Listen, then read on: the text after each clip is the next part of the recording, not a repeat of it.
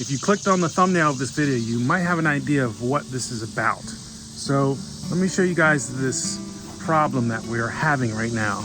Here's our porch, and right off to the side is a little corner where we have like our water spout and everything.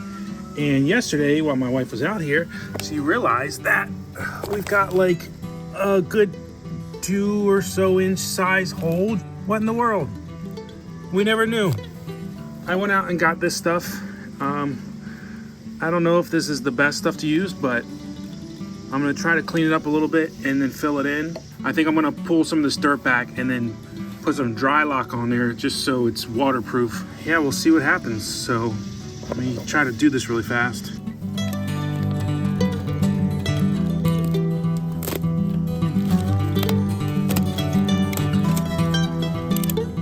All right, so it says to shake for 60 seconds.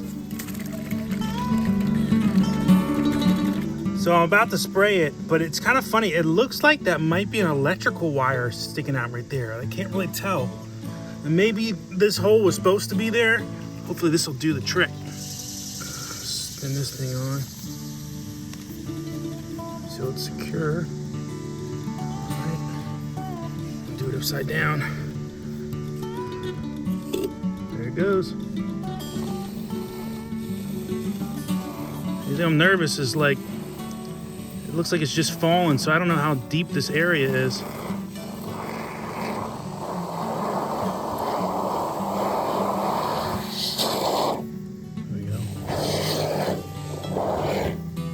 Really trying to fill it up a lot. I'm gonna let it sit for a few minutes and then try to get rid of some of that. Unfortunately, this is not the only hole / leak we're dealing with right now. Let me show you. All right, coming back here to our furnace room. You can see even more stuff has come in last night because we had a really heavy rain. I don't know, last 6 months or so, this started happening. We have waterproofing on the rest of the wall to the left, but the waterproofing that was on this wall fell off. And then all of a sudden, this started happening. And there's just like tons of sand and whatever else that's coming through there, and it's like eroding holes in the wall and the ground. You can see some of the bigger holes, the weeping holes, I was told, and through research, they're supposed to be underneath the concrete, underneath the ground, so that as water and whatnot comes down, it goes in the weeping hole, and then it goes into pipes that are underneath the floor that go into the sump pump. And obviously you can see I have multiple pipes going in there. And then it goes out of the house, and it actually shoots out toward my shed over there. But this started happening. So I had to make a call. So the call I had to make was to 2 different professional waterproofing companies. They both came out here, took a look at the room, took a look at the corner, gave me a professional quote. I don't feel comfortable fixing it myself. I don't know if I'll get pictures or videos of it happening, but I'll give you guys an update after it's done. But hopefully in the next week or 2, they'll be coming by. They actually have to jackhammer up all of the ground in the corner, fix the pipes. They have to fix where the weeping holes are. They're gonna fill in those holes. They're gonna put up new plastic sheathing over on this wall to help prevent it from future, stuff coming in.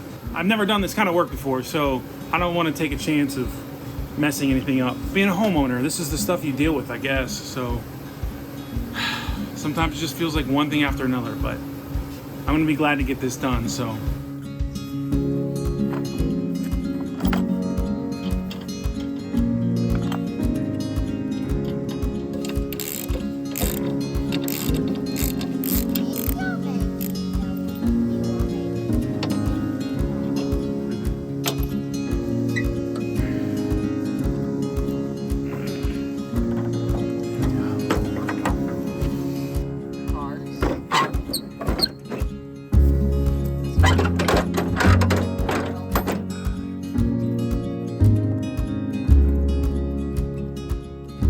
All right, so if you're wondering what I'm doing right now, I'm taking the cut deck off because I'm gonna go take it to a buddy of mine. Actually, one of my buddies I actually got this from, and I found out that he's a pretty decent welder. So if you look at this, you can see this is in really, really rough shape. The other issue is this tensioner wheel is not supposed to be this wobbly, so I'm gonna see if he can help fix that. I don't think this is gonna just fall off, but it's such rough shape. Like, I think it would be worth cutting off and then putting a new piece of metal here so that it doesn't come off in future use. Still have the diagram left over. So I'm gonna try to get this loaded up and in the back of my car so I can drop it off at his house tomorrow after work.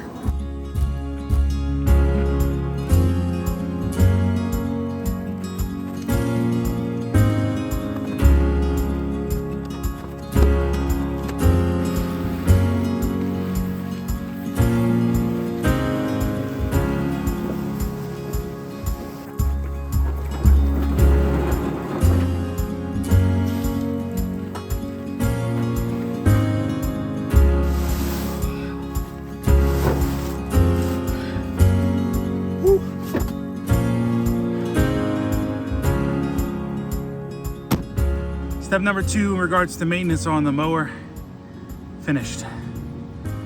So I'm hoping to drop off the deck tomorrow and it can kind of be in my friend's hand as long as he needs. And then when I have the time and opportunity, I'll continue working on the mower. But for now, I have to focus on other things. So I'm gonna say hi. Hi. Did you need something? I just did the first coat and it is thick. I did that on purpose. It needs 2 to 3 hours to dry, so I'll come back later this afternoon. Honestly, I don't really care how it looks because by the time we put the dirt and the mulch back, you're not even gonna see any of this. My father-in-law brought up a good point. I'll be doing concrete soon for the shed, and he said, oh, if there's anything left, just take the concrete and then put it up on there to really seal in that area. So on to the next thing. So finally, after I'm sure a long wait, I'm back in the garage and I wanted to do a quick little project. When I say little project, I originally was thinking, oh, it's time to get back to the meat and potatoes, but this is gonna be more like a side of fries. I had a piece of wood left over from a project I was doing, and it's nothing special, but it's kind of a nice piece of wood. And I had an idea to make essentially a coat hanger off of this thing. Let's make something. So I went on Amazon and I was looking for hangers that were somewhat unique looking. So I came across these. I thought they were pretty cool. It's closed right now, but when you need it, pull it down, and you got yourself a little hanger. Maybe doing a little chamfer around it, and then maybe staining it or something. Just kind of get it a nice look. Probably a very, very light sanding. First, I'm gonna do that chamfer.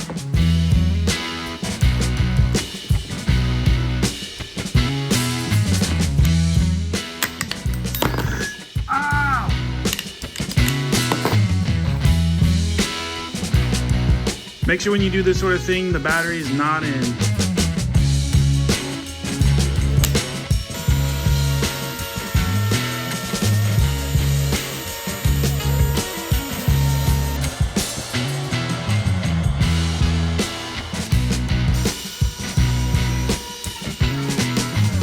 Before I vacuum and clean all this up, which I'm a mess now, I'm going to do a quick sand. It doesn't really need, nobody's gonna be touching it, so it doesn't need to be, I don't need to go through all the grits and all that. And it's actually already fairly smooth.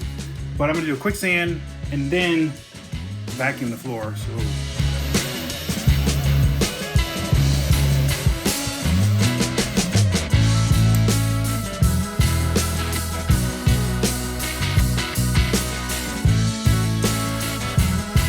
Cool beans. All right, first one done.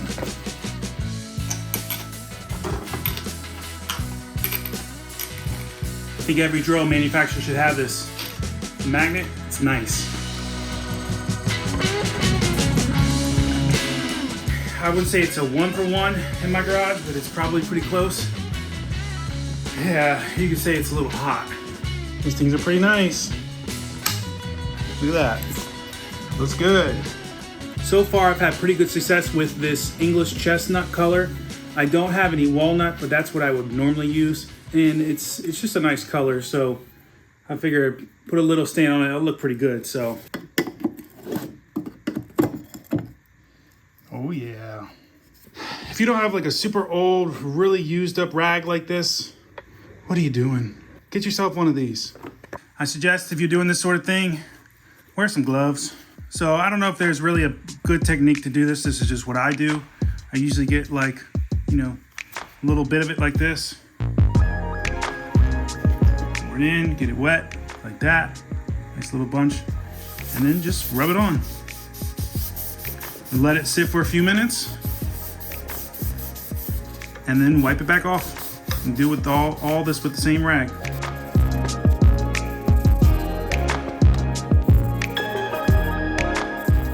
You can definitely be generous with it. I think the wood really enjoys soaking it up. I probably should have waited to put these on, or at least unscrew them and taken them off. I think that's what I'm gonna do.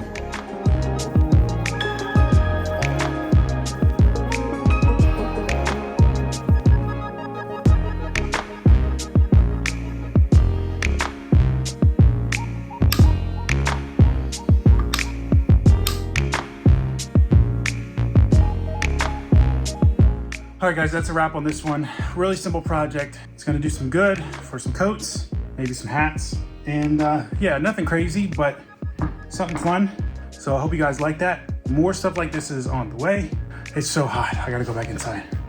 All right, I'll catch you guys in the next one.